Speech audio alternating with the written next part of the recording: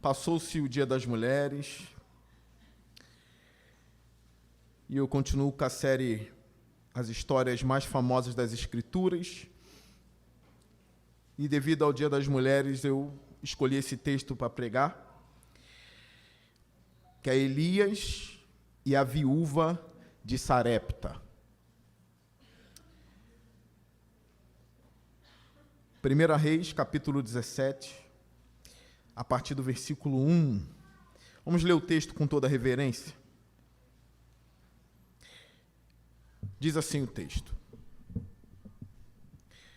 Ora, Elias de Tisbe, em Gileade, disse a Acabe: Juro pelo nome do Senhor, o Deus de Israel, a quem sirvo, que não cairá orvalho nem chuva nos anos seguintes, exceto mediante a minha palavra. Depois disso, a palavra do Senhor veio a Elias: Saia daqui, vá para o leste e esconda-se perto do riacho de Querite, a leste do Jordão. Você beberá do riacho, e dei ordens aos corvos para alimentarem você lá. Versículo 5. E ele fez o que o Senhor lhe tinha dito. Foi para o riacho de Querite, a leste do Jordão, e ficou lá. Os corvos lhe traziam pão e carne de manhã e de tarde, e ele bebia a água do riacho. Algum tempo depois, o riacho secou-se por falta de chuva.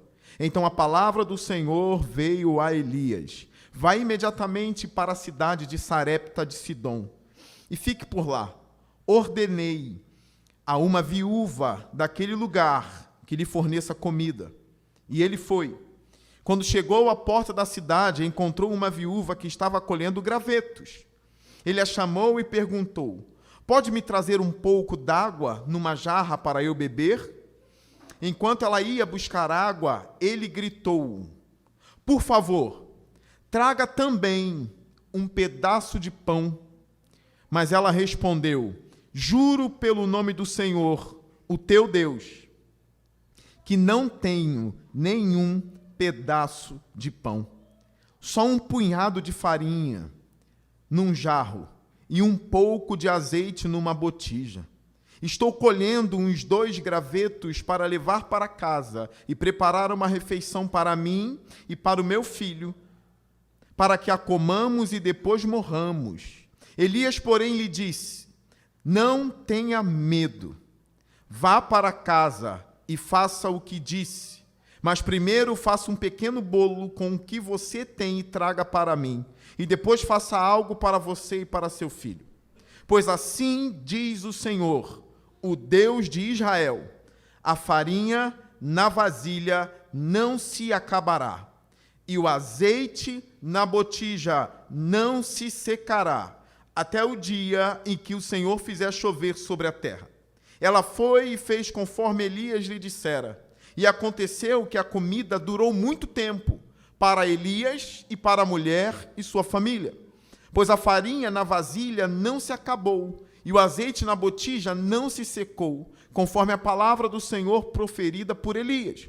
Algum tempo depois, o filho da mulher, dona da casa, ficou doente, foi piorando e finalmente parou de respirar. E a mulher reclamou a Elias: Que foi o que eu te fiz, ó homem de Deus? Vieste para lembrar-me do meu pecado e matar o meu filho? Dê-me o seu filho, respondeu Elias. Ele o apanhou dos braços dela, levou-o para o quarto de cima onde estava hospedado e o pôs na cama. Então clamou ao Senhor: Ó Senhor, meu Deus, trouxeste também desgraça sobre esta viúva, com quem estou hospedado, fazendo morrer o seu filho? Então ele se deitou sobre o menino 3 vezes e clamou ao Senhor: Ó Senhor, meu Deus, faze voltar a vida a este menino. O Senhor ouviu o clamor de Elias, e a vida voltou ao menino, e ele viveu. Então Elias levou o menino para baixo, entregou-o à mãe e disse: Veja, seu filho está vivo. Então a mulher disse a Elias: agora sei que tu és um homem de Deus e que a palavra do Senhor vinda da tua boca é a verdade. Amém. Curve sua cabeça. Vamos orar ao Senhor.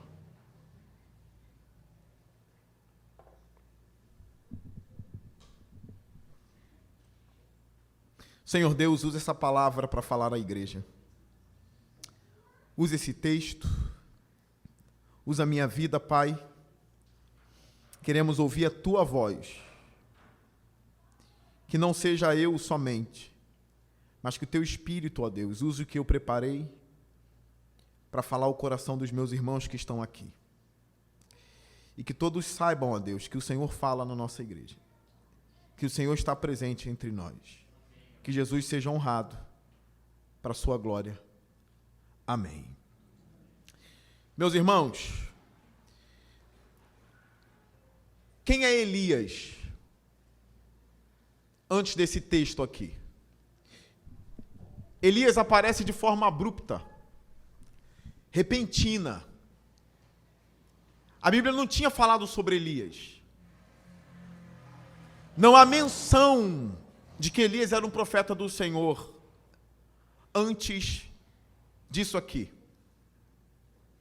Simplesmente o texto diz que Elias, o tisbita, ou Elias de Tisbe, em Gileade, disse algo a Acabe. Simplesmente o texto começa narrando o que Elias falou para o rei de Israel. Ele aparece de uma forma grandiosa, onde o narrador do texto já diz que ele não é um homem qualquer. A Bíblia não começa agora a narrar a história de um homem qualquer. É um homem muito poderoso surgindo na Bíblia. É um homem muito poderoso, mesmo a gente não sabendo o passado de Elias, mas a gente sabe pela força das suas profecias que não é um homem qualquer. Estamos diante de um dos maiores profetas do Deus vivo que pisou nessa terra, ou um dos maiores que pisaram nessa terra, o profeta Elias. O versículo 1 começa assim: ora, Elias de Tisbe, em Gileade, disse a Acabe: juro pelo nome do Senhor, o Deus de Israel, a quem sirvo, que não cairá orvalho nem chuva nos anos seguintes, exceto mediante a minha palavra.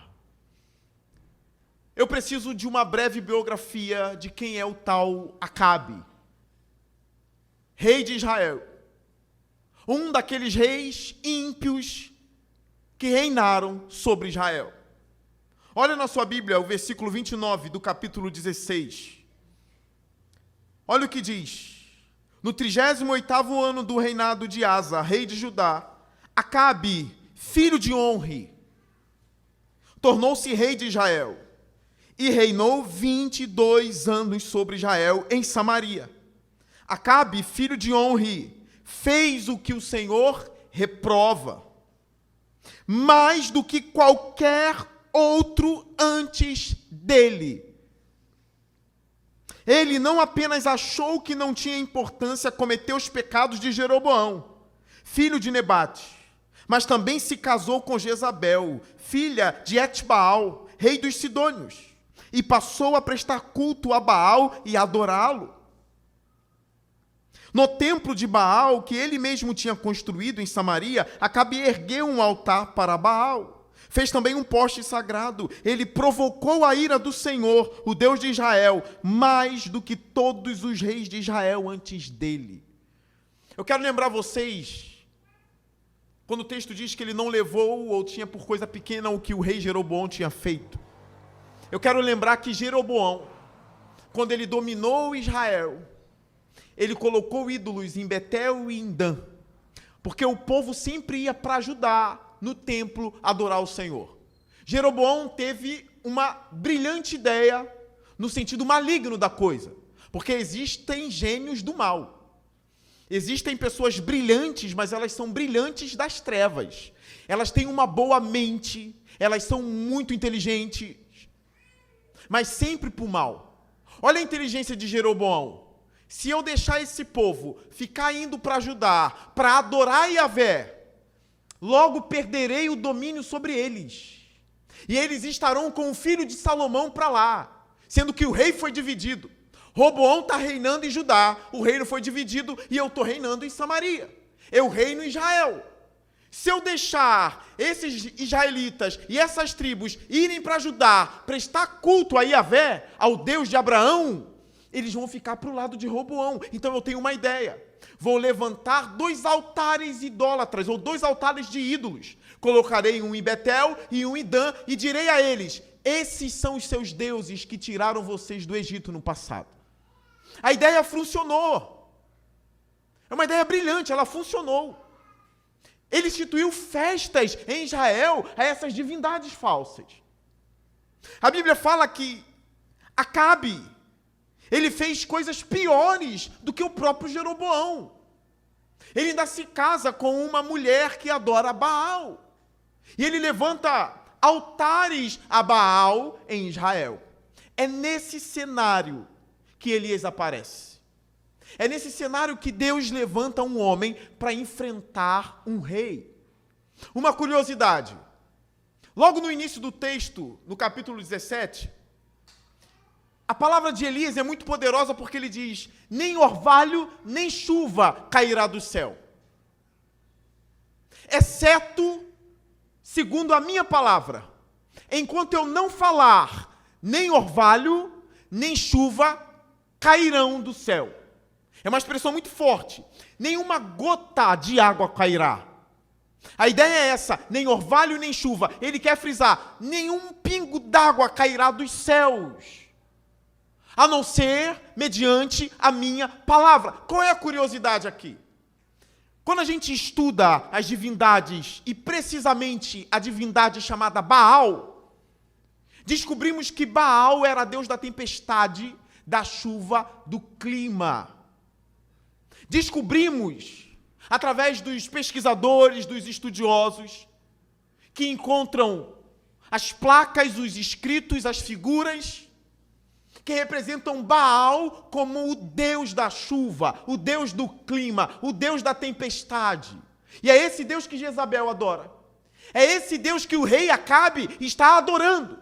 E aí vem um homem de Tisbe, chamado Elias, e diz: não cairá chuva do céu. Há aqui um confronto entre o Deus de Elias e o falso Deus de Acabe. Se Baal é realmente o Deus do clima, por que não chove mais em Israel? Se Baal é realmente o Deus da tempestade, por que não cai mais uma gota de chuva dos céus? O profeta Elias, disse que não vai chover, e nem Baal, e nem demônio, e nem nenhuma outra divindade, ou nenhuma outra divindade, vai fazer chover em Israel. É muita ousadia desse homem. Ele realmente caminha com Deus. Descobrimos, lendo o Novo Testamento, precisamente a epístola de Tiago, que ele diz: olha, a oração do justo pode muito em seus efeitos, e ele usa Elias como exemplo. Ele diz: Elias, que era homem como nós, orou, e a chuva, ou melhor, as chuvas pararam em Israel, de acordo com a oração de Elias. Tiago diz que ele orou ao Senhor.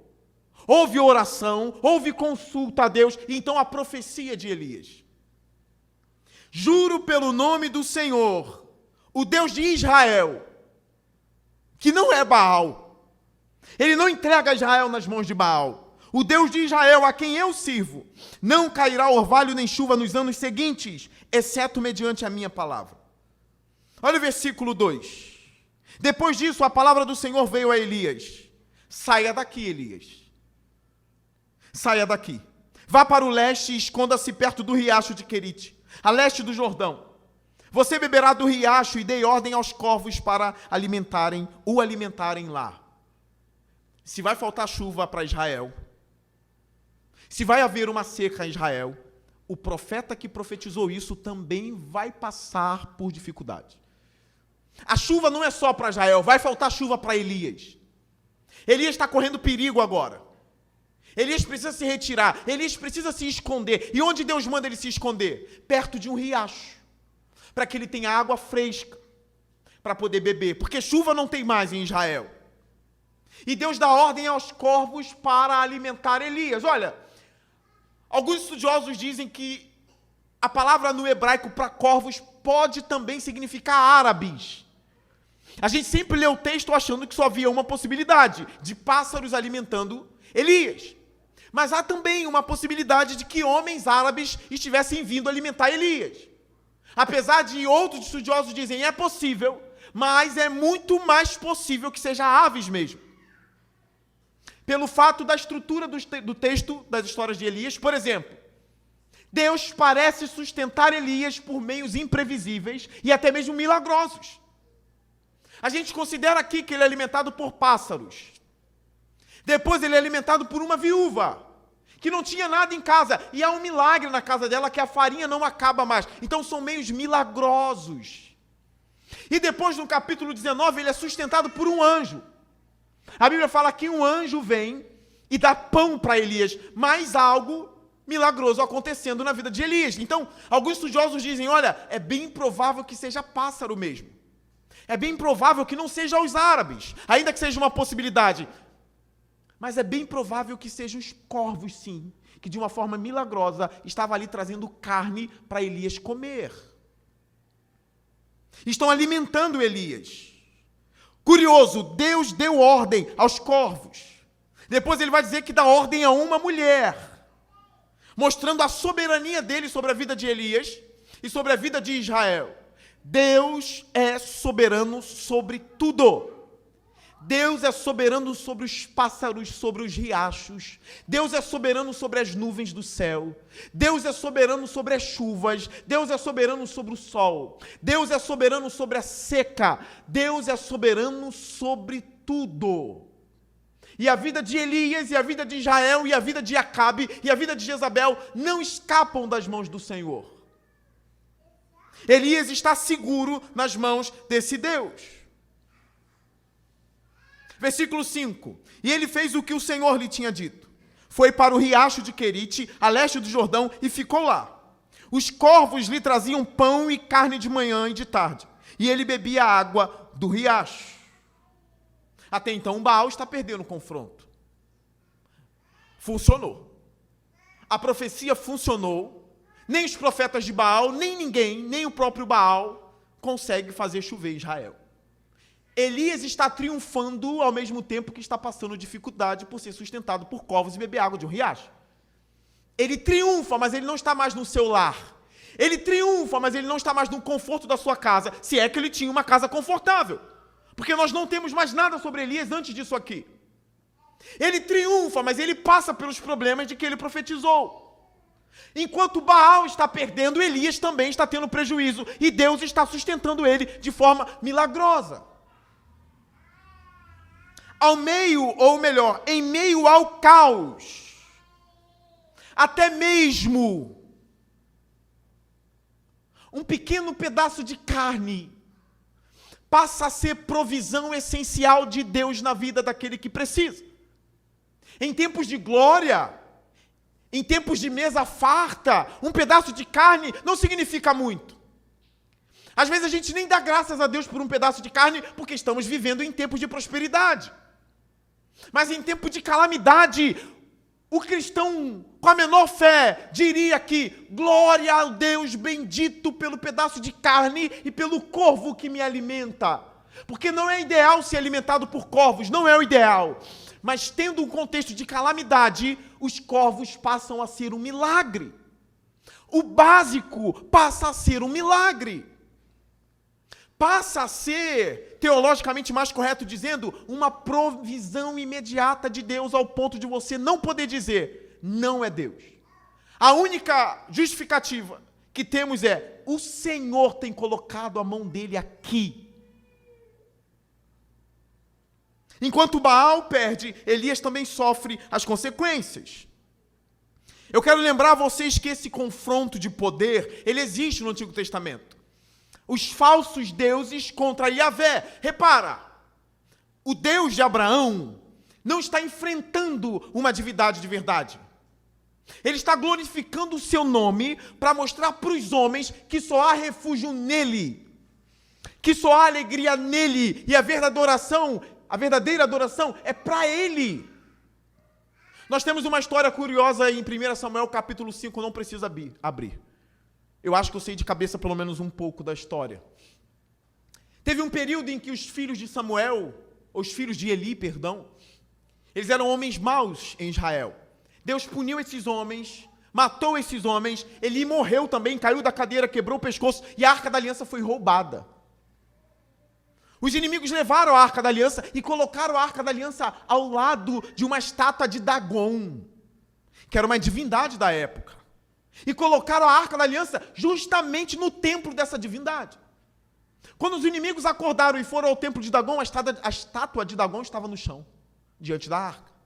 Eles levantaram, arrumaram, deixaram tudo bonitinho. No outro dia, quando voltaram, a estátua de Dagon estava de novo caída e quebrada. E eles entenderam que era um problema muito grande estar com aquela arca naquele lugar. A Bíblia fala que aqueles homens foram tomados de tumores. Eles foram tomados de tumores pelo corpo. Algumas traduções chegam a dizer que eles foram tomados por hemorroidas. E algumas traduções está realmente assim, ao ponto de eles quererem se livrar da arca. Vamos montar um jeito, dar um jeito de se livrar disso aqui. Porque Dagon está sofrendo.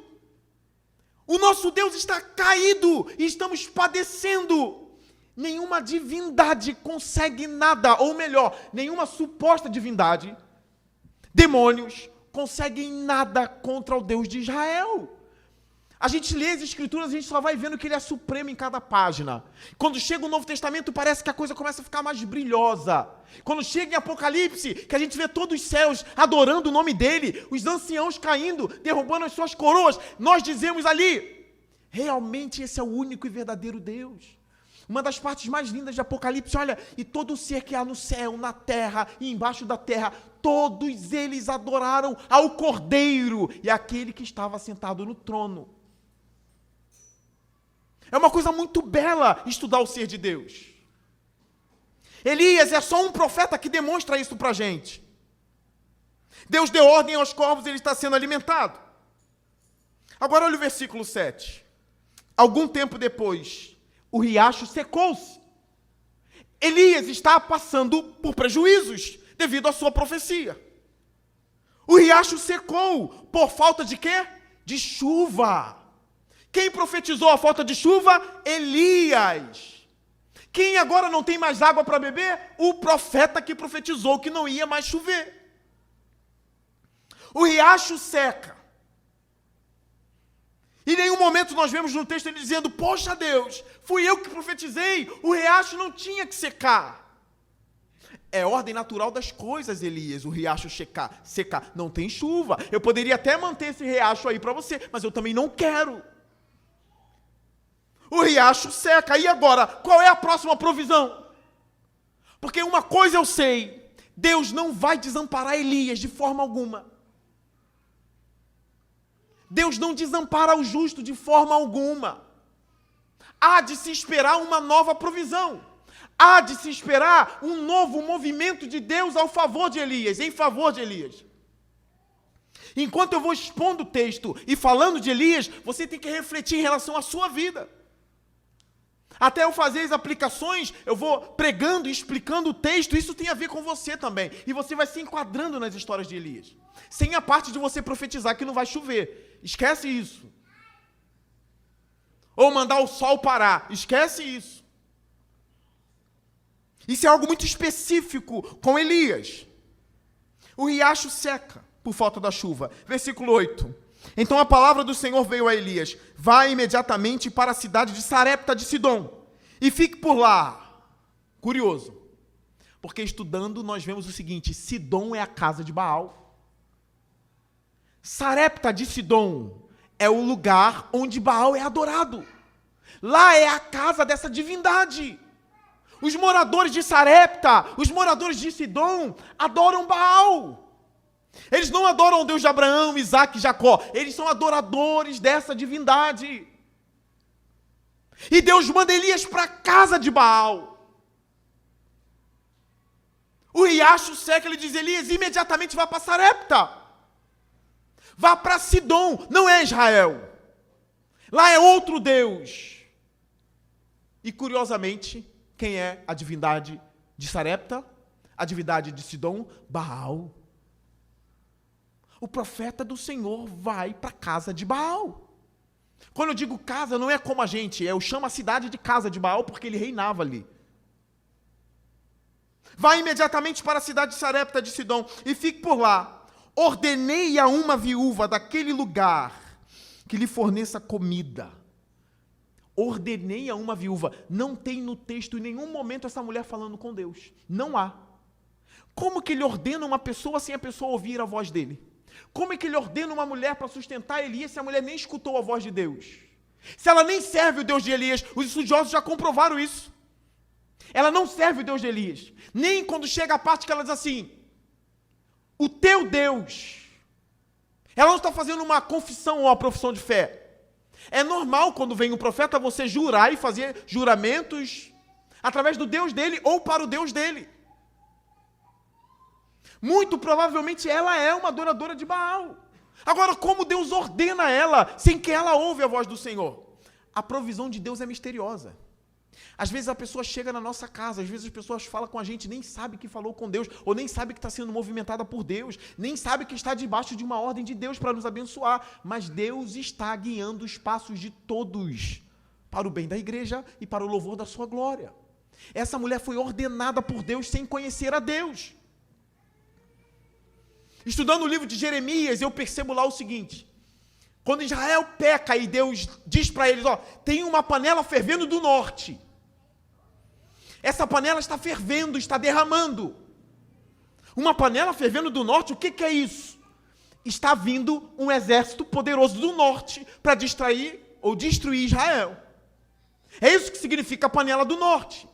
E interessante que no livro de Jeremias, Deus diz o seguinte a Jeremias, eu levantei o meu servo Nabucodonosor para punir Israel. Como assim, meu servo? Nabucodonosor não serve a Deus. Nabucodonosor serve as divindades da Babilônia. Como que Deus chama Nabucodonosor de meu servo? É em que sentido? Mesmo ele servindo a outros deuses, quem manda nele sou eu. Quando eu mando ele ir, ele vai. Quando eu mando ele voltar, ele volta. Se eu mando ele ir para Israel, ele vai destruir Israel. Ele é um instrumento meu para punir Israel. Deus domina e dá ordens até mesmo a um rei pagão, que não sabe que está debaixo da autoridade desse Deus. Essa mulher não sabe que Deus está movendo ela para ajudar Elias. Olha como se dá um encontro, porque a gente tem um texto aqui, Deus dizendo, ordenei uma viúva. Mas olha o encontro como se dá. Como acontece esse encontro? Olha o versículo 10. E ele foi, quando chegou à porta da cidade, encontrou uma viúva que estava colhendo gravetos. Ela não sabia que Elias estava chegando. Ela estava colhendo gravetos. E Deus marca esse encontro do profeta com uma simples mulher de Sarepta. Provavelmente uma serva de Baal, muito provavelmente. Ou adaptada a Baal. O texto continua. Ele a chamou e perguntou, pode me trazer um pouco d'água numa jarra para eu beber? Ele sabendo que ela é um instrumento de Deus para a vida dele. Mas ela não está sabendo disso. Água para beber? Água tem. Versículo 11. Enquanto ela ia buscar água, ele gritou, por favor, traga um pedaço de pão. Não dá para ler esse texto sem entrar na tragédia que está acontecendo em Israel e na vida de Elias. Para um homem pedir água e logo em seguida dizer, traga um pedaço de pão. Esse homem está faminto. Está debaixo de calamidade.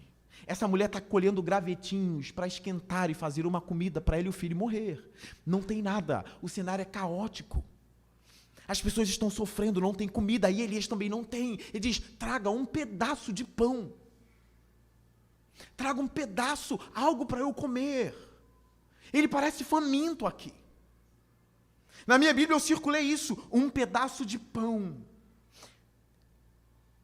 Eu já disse para vocês que Elias está sofrendo as consequências da própria profecia.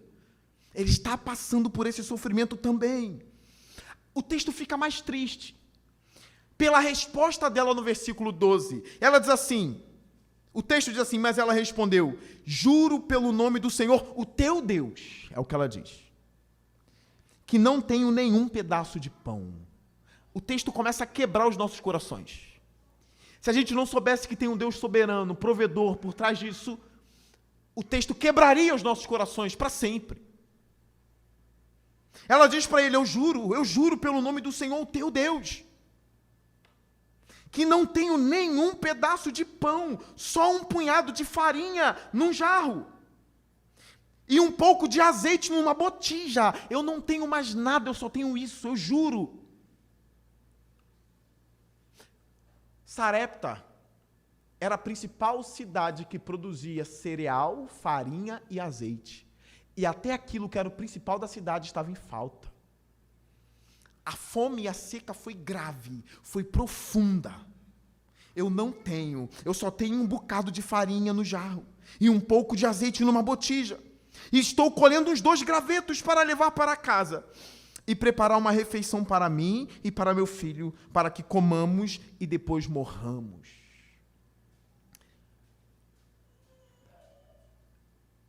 Eu costumo pensar nesses textos.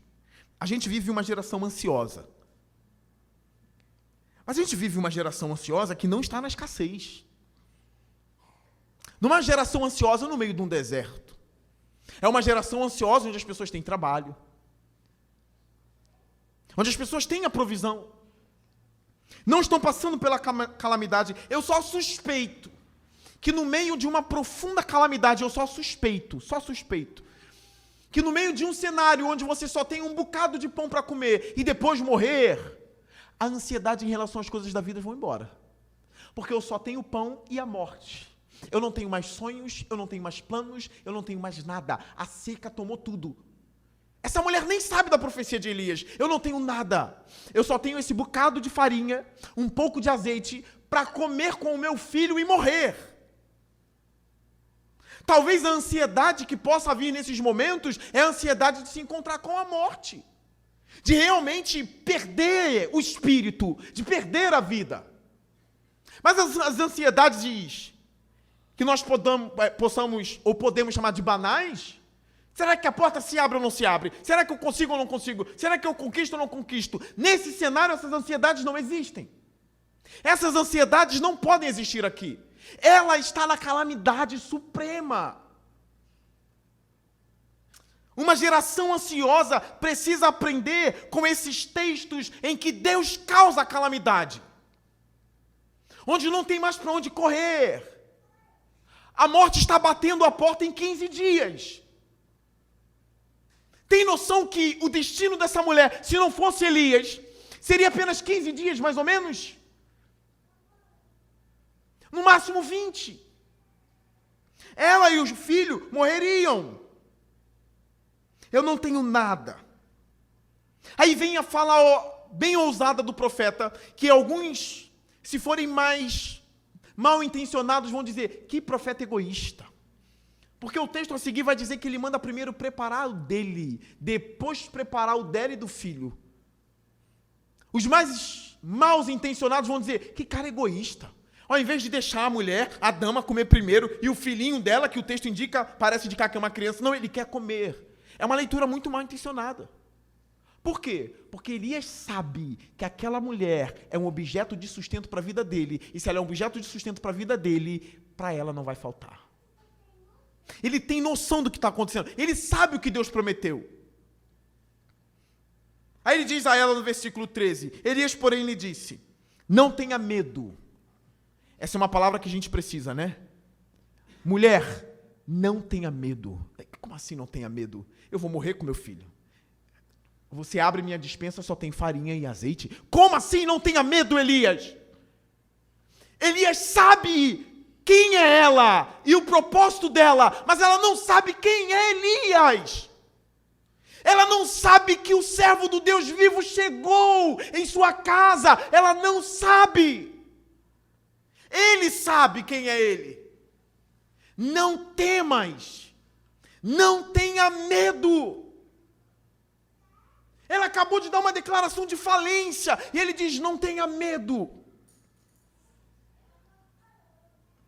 Vá para casa e faça o que disse. Mas primeiro faça um pequeno bolo com o que você tem e traga para mim. E depois faça algo para você e para o seu filho. Pois assim diz o Senhor, o Deus de Israel. Ele precisa dizer isso, porque ela não é de Israel. Assim diz o Deus de Israel, de onde eu venho. A farinha da vasilha não se acabará. E o azeite na botija não se secará, até o dia em que o Senhor fizer chover sobre a terra. Ficou 3 anos e meio sem chuva. 3 anos e meio sendo mantida pelo milagre do Senhor. Elias sabe quem é ele. Ela vai descobrir ainda quem é ele. Faz primeiro para mim. Essa mulher vai dar uma demonstração de fé já. Ela vai confiar na palavra do profeta e no Deus dele. Lembra que Jesus disse, quando ele chegou em Nazaré? Um texto muito famoso, todo mundo sabe que em Nazaré Jesus não realizou muitos milagres. Todo mundo na igreja sabe disso. Qual foi o motivo pelo qual Jesus não fez muitos milagres em Nazaré? Porque ele cresceu em Nazaré. Ele nasce em Belém e ele cresce em Nazaré. As pessoas sabiam quem era o pai dele, chamado José. As pessoas sabiam quem era a mãe dele, chamada Maria. As pessoas sabiam quem era ele. Quando ele chega na sinagoga em Nazaré, que ele abre no texto de Isaías e diz, o Espírito do Senhor está sobre mim, e ele me ungiu para libertar os cativos, quebrar as prisões, e ele faz a leitura desse grande texto de Isaías. Quando ele fecha o livro, as pessoas estão olhando para ele na sinagoga, e ele diz assim, hoje se cumpre a palavra das Escrituras. Aí todo mundo fica assim, como assim hoje se cumpre? O ungido do Senhor, hoje se cumpre? Alguns ficaram atônitos, mas ao mesmo tempo eles ficaram admirados e dizendo, mas não, ele é o filho de José. Aí começa a incredulidade, não, ele é o filho de José, ele não é o filho de José, ele não é o filho de Maria. Eles não tinham fé, eles não conseguiam confiar que aquele era sim o ungido do Senhor, porque ele era somente o filho de José, e ele não fez muitos milagres ali. Aí Jesus dá uma palavra a eles, olha, o profeta não tem valor na sua própria casa. Então ele cita essa viúva aqui. Porque ele diz, olha, havia várias viúvas em Israel, no período da seca. Quando Elias profetizou, ficou 3 anos e meio sem chuva. Mas Deus enviou Elias apenas uma viúva lá de Sidom. Não foi as viúvas de Israel. Deus enviou Elias a uma viúva de Sidom. Fora da terra dele, fora de Israel. O profeta foi para outra terra. E essa mulher acolheu a palavra de Elias. Imagine você em Sarepta, não serve ao Deus de Israel. Ele diz, não faz comida para você e o seu filho. Faça primeiro para mim. Você faria? Quem está morrendo não tem muita escolha também, não. Os estudiosos diziam que alguns profetas eram notados pelo seu modo de andar e de se vestir. A aparência já era reconhecida, a aparência de um profeta. Ela captou que ele era um profeta de um outro Deus, do Deus de Israel. E ela confia na palavra dele, porque ela faz exatamente o que Elias manda. Ela faz primeiro o bolo de Elias. É difícil olhar para o filhinho dela e negá-lo e dar o bolo ao profeta. A palavra de Elias é ousada também. A farinha não vai acabar. O azeite da botija não vai acabar. Repara, ele não está profetizando uma costela bovina ou suína deliciosa na casa dessa mulher. Ele não está profetizando os vinhos mais gostosos, porque eles bebiam vinho naquela época, tá? No Novo Testamento eles bebiam vinho também. Era pecado se embriagar, só aspas. Ele não está profetizando um grande banquete. O que ele está dizendo a ela é o seguinte, o básico para você viver não vai acabar. Aquilo que te sustenta e mantém você e o seu filho vivos, eu digo, pelo nome do Senhor, não vai acabar. Às vezes a gente precisa dar uma de crente louco mesmo, né? De chegar na nossa própria casa e dizer, eu confio no Senhor, que o suprimento que eu preciso vai chegar. Eu confio no Senhor, que aquilo que a minha família necessita vai chegar. Aquilo que minha alma necessita, Ele vai prover, porque Ele é Deus provedor. Ele não deixa faltar aos seus servos. Ele alimenta os pássaros, Ele alimenta os animais. Os leões não estão famintos. Eles não passam fome. Deus está alimentando tudo, porque o servo e a serva dele Ele não alimentaria. Às vezes mesmo sem o Elias, mas pelo conhecimento que nós temos de Deus, o que é manifestado em todas as Escrituras, nós podemos dizer para nós mesmos e para nossa casa: Deus proverá. Mesmo sem Elias, mesmo sem um profeta na minha casa, eu posso dizer: o meu Deus proverá. Hoje não tem, mas terá. Ele cuidará de mim, pois eu sou seu filho. Estudem sobre os atributos de Deus, sobre como Deus Ele vai prover na vida dos seus santos. Versículo 15. Ela foi e fez conforme Elias lhe dissera, e aconteceu que a comida durou muito tempo. Repara, esse texto às vezes é pregado como se a história acabasse aqui. Elias comeu e foi embora. Não, ele fica. Ele come do milagre. Não vai acabando e ele continua lá. E ele vai comendo, e ela vai comendo. A refeição que era de um dia, menos de um dia, uma refeição momentânea, agora vira refeição todos os dias. Porque o texto diz assim: e aconteceu que a comida durou muito tempo para Elias e para a mulher e sua família. Essa refeição, ela vai durando. Elias vê o milagre. Pastor, como é que o azeite brota na botija? Se eu botei a última gota, não sei essa resposta. Eu sei que você vira o jarro e o azeite cai. Eu sei que você mete a mão no pote de farinha e sai mais farinha. Mas como, pastor? Eu não preciso saber como. Leia Gênesis capítulo 1. No princípio criou Deus os céus e a terra. No princípio criou Deus o céu e a terra. Nós lemos Hebreus 11. Pela sua palavra ele formou o universo. Ainda a continuação de Gênesis 1. E disse Deus: haja luz. E qual é a conclusão do versículo? E houve luz.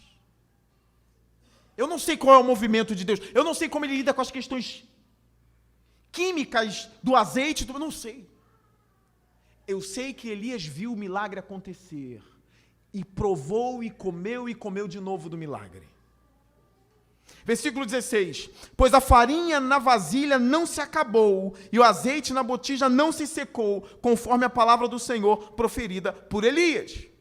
Algum tempo depois, o filho da mulher, dona da casa, ficou doente. Foi piorando e finalmente parou de respirar. E a mulher reclamou a Elias: que foi o que eu te fiz, ó homem de Deus? Vieste para lembrar-me do meu pecado e matar o meu filho? Os profetas nesse período eram temidos, tá? É porque Elias é um servo de um Deus bondoso. Mas existem profetas de outros deuses. Por exemplo, a batalha de Elias no Monte Carmelo, quem lembra? Foi a batalha de Elias contra os profetas de Baal. Então existiam profetas de outras divindades. Os profetas eram figuras que às vezes poderiam mudar do dia para a noite. Eles poderiam trazer algum tipo de provisão para o seu lar pela palavra dele, e eles poderiam se irar contra você e te amaldiçoar. Nós vemos, por exemplo, o rei Balaque procurando Balaão para amaldiçoar Israel. Então eles eram figuras temidas. Eu não sei qual tipo de profeta já passou pela vida dessa mulher, mas ela tem certeza que o filho dela morreu por causa de algo que está em Elias. Qual foi o mal que eu te causei, ó homem de Deus? O que eu te fiz, ó profeta, para que o meu filho morra? O que eu fiz para você? Vieste para lembrar-me do meu pecado? Provavelmente essa mulher tinha um pecado passado, em que ela lembrava, algo que ela tinha cometido que o texto não diz. Algo mal que ela cometeu no passado, que o texto não diz, mas ela diz: vieste para lembrar-me do meu pecado, como se fosse uma retribuição por uma malignidade, uma maldade que ela cometeu no passado, a perda do filho. Mas não foi isso. O próprio Elias está confuso. Porque no versículo 19 ele diz assim: dê-me o seu filho. Respondeu Elias. Ele o apanhou dos braços dela, levou-o para o quarto de cima onde estava hospedado e o pôs na cama. Então clamou ao Senhor: ó Senhor, meu Deus, trouxeste também desgraça sobre esta viúva. Ele também está confuso. Ele não sabe o que está acontecendo. Ele não sabe porque o menino morreu. Ele não sabe. Ele não tem entendimento de que é pelo pecado dessa mulher. Não. A desgraça chegou em Israel pela boca dele. Ele diz: trouxeste a desgraça para a vida dessa viúva. Ele está confuso, ele não sabe o que está acontecendo.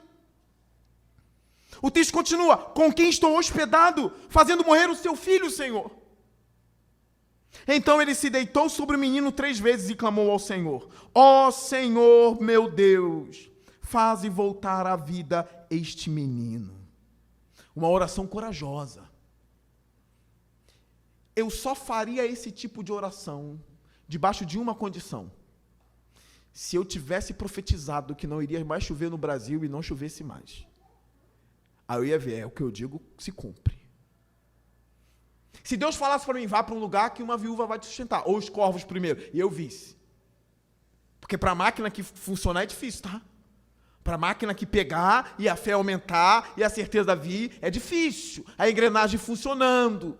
Deus precisa dar alguns passos comigo, ele vai dando alguns passos e eu vejo, Deus está no negócio. É tipo Pedro: Jesus está andando nas águas, me chama que eu vou também. Se és tu que está andando sobre as águas, manda-me eu ir andando sobre as águas ao teu encontro. Aí sim. Elias sabe que Deus está agindo poderosamente por meio da vida dele. E ele sobe no menino 3 vezes. Aqui tem polêmica, porque alguns pesquisadores dizem: olha, isso era uma prática supersticiosa de outros profetas, tá? É o que alguns defendem. Elias usa um tipo de superstição, como alguns defendem, em nome do Senhor, e dá certo. Outros vão dizer: não. Ele apenas sobe em cima do corpo do menino, ou para esquentar o corpo do menino, ou um movimento profético dele mesmo. A conclusão é que funciona. E a oração dele para mim é linda. Porque ele diz assim: ó Senhor, meu Deus, faze voltar à vida este menino. Deixa eu confessar a vocês, enquanto eu estava lendo esse texto no meu escritório, essa frase me impactou. Ao ponto de eu querer repeti-la sem ter uma continuação. A única coisa que eu falava diante desse texto era: ó Senhor meu Deus, ó Senhor meu Deus. Eu me contentava pelo fato dele ser meu Deus. Ainda que eu não tenha uma outra frase para completar, algo profundo para pedir, mas essa frase ela se move dentro da gente, essa frase faz a nossa fé crescer e aumentar. Quem pode dizer com Elias: ó Senhor, meu Deus, meu Deus, meu Senhor? Tomé pronuncia algo parecido diante de Jesus ressuscitado: Senhor meu e meu Deus. Ele não fala mais nada. Ele toca, ele vê o furo na mão, no lado, e ele apenas diz: Senhor meu e Deus meu. E ele para. É glorioso saber que nós pertencemos ao único Deus verdadeiro. Senhor dos céus, Senhor da terra, único soberano sobre tudo, que cria as coisas do nada, que quando ele fala tudo se cumpre, a palavra dele não volta vazia. É bom poder dizer: esse Deus é o meu Deus, é a quem eu sirvo, é a quem eu adoro, é a quem eu cultuo, é a quem eu canto louvores. Não ouse pular o muro, não ouse caçar Baal, porque Baal não existe. Demônios estão por trás dos ídolos. Por trás da falsa religião, há demônios. Não ouse pular o muro. Mantenha-se servindo ao único e verdadeiro Deus, o Deus de Elias. Um grande milagre acontece aqui. Versículo 22, o Senhor ouviu o clamor de Elias, e a vida voltou ao menino. Alguns estudiosos tentam dizer que o menino nem tinha morrido de verdade. Eu defendo que morreu. Alguns teólogos, analisando o texto do Novo Testamento, vai dizer que Jesus não andou sobre as águas. Eu defendo que Jesus andou sobre as águas. Eu sei que tem alguns que dizem que o menino provavelmente não estava morto aqui, mas que defendem outros milagres da Bíblia. Mas eu acredito que o menino morreu. Elias viu ele morto. E a Bíblia diz, e a vida do menino voltou. O Senhor ouviu o clamor de Elias, e a vida voltou ao menino, e ele viveu. Então Elias levou o menino para baixo, entregou-o à mãe e disse, veja, o seu filho está vivo. Olha só. Quando nós lemos a história de Eliseu, tem uma cena parecida. Um menino também morre. E Eliseu é procurado por uma mulher. Geazi tenta ressuscitar o menino e não consegue. E Eliseu entra, ele ora ao Senhor, sobe em cima do menino igual Elias. O movimento de Eliseu é parecido com o de Elias. Ele aprendeu com Elias, ele faz como Elias fez. Ele ora e a vida volta ao menino. Existe uma cena nos evangelhos em que Jesus ressuscita a filha de Jairo. Jairo procura Jesus, que a menina estava doente. Jesus se atrasa por causa de uma mulher com fluxo de sangue e a menina morre. Jesus vai até ela, manda todo mundo sair do quarto e diz assim, Talita cumi, em aramaico. Talita significa menina. Cumi significa levante-se, ou levanta. Jesus disse, menina, levante-se. A Bíblia fala que a menina simplesmente levantou, sem Jesus deitar sobre ela. Aí nós vemos no livro de Atos, Pedro ressuscita uma mulher chamada Dorcas, que também tem outro nome chamado Tabita. A mulher morta. Pedro imita Jesus e não Elias, e nem Eliseu como imitou Elias. Ele imita Jesus, ele está no quarto sozinho, ele pede para todo mundo sair do quarto, como Jesus fez com aquela menina, filha de Jairo. Ele pede para todo mundo sair. Ele aprendeu com o mestre dele. Todo mundo sai, ele fica sozinho. Ele ora ao Senhor e diz assim, Tabita, levante-se. Não é mais Talita, que significa apenas menina. Tabita significa gazela, que era o nome daquela mulher. Tabita, levante-se. Aquela mulher se levanta. E a Bíblia fala que houve muitas conversões por causa da ressurreição daquela mulher. Ressurreições aconteceram pelo poder de Deus, sim. Elias ressuscitou o menino, Eliseu ressuscitou o menino, Jesus ressuscitou a menina, ressuscitou Lázaro. Pedro ressuscitou uma mulher chamada Dorcas. Essas coisas acontecem e podem acontecer até no dia de hoje.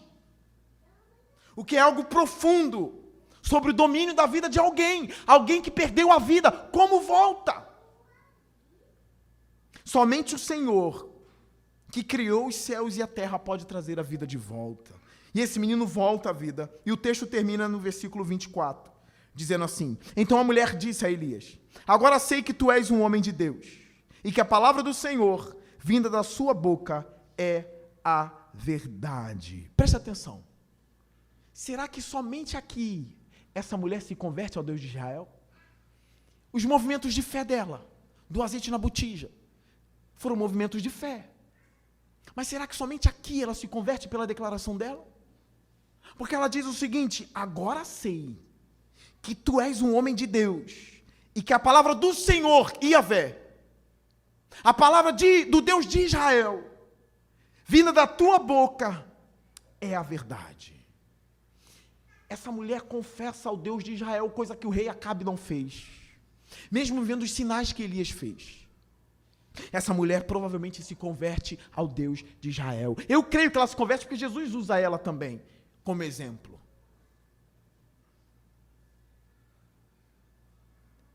Meus irmãos,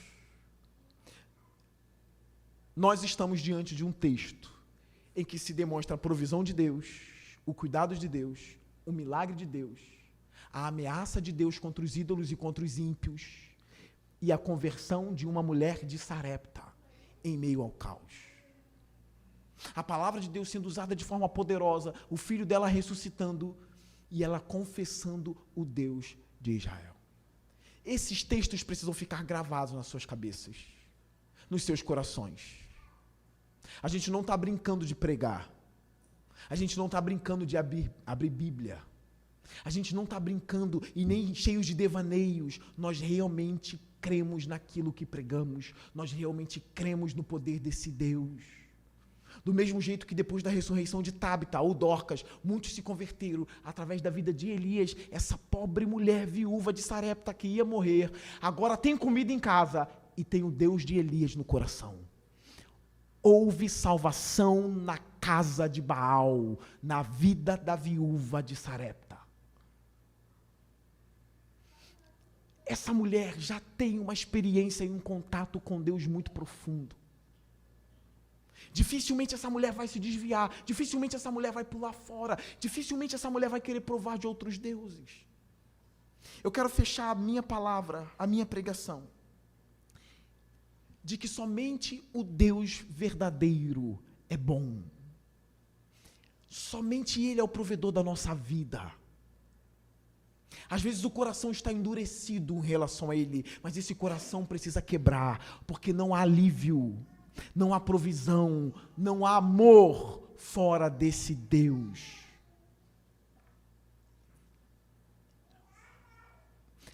Baal não é digno de adoração. Adore somente a Deus. Esqueça Baal, esqueça o mundo, esqueça Acabe, esqueça Jezabel. Adore ao Senhor, mesmo passando pelo caos. E no caos você vai ver, experimentar da doçura, da provisão e da mão do nosso Senhor. Pedro diz: provai que o Senhor é bom. Os salmos: provai e vedes que o Senhor é bom. Eu fecho essa mensagem pedindo que você saia daqui mais crente.